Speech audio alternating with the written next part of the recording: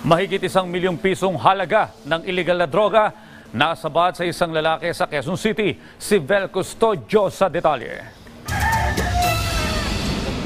Sa kulungan na nag-celebrate ng Father's Day ang lalaking ito matapos masamsam sa kanya ang 1.36 milyong pisong halaga ng iligal na droga sa isinagawang buy-bust operation sa Barangay Batasan Hills, Quezon City. Ang modus ng ating suspect ay minsan ay nilalagay niya sa loob ng mga appliances, yung mga handy lang, o di kaya sa mga plastic bag or paper bag para mai-conceal niya yung totoong operasyon na kanyang ginagawa.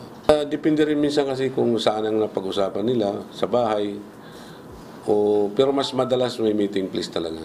Sa kapwa pusher din umano ibinibenta ng suspect ang iligal na droga. Umabot pa sa mga kalapit na bayan ng Rizal ang kanyang mga transaksyon. Malaki ang kanyang operasyon dahil hindi siya bumababa doon sa mga laylayan ng ating komunidad.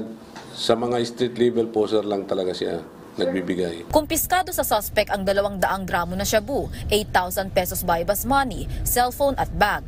Inamin ng suspect na gumagamit siya ng iligal na droga pero hindi raw siya ang nagbebenta nito. Tago lang po yun kasi may pagbibigyan na po siya yun eh. Sa akin na po pinatago. Hindi po nakakarton. Hindi ko rin po alam kung ano meron sa loob yun eh. Po pinaparada kasi yung motor niya, kaya yung pati yung helmet sa akin di pinapatago. Haharapin ng suspect ang kasong paglabag sa Comprehensive Dangerous Drugs Act of 2002. Vel Custodio para sa Pambansang TV sa Bagong Pilipinas.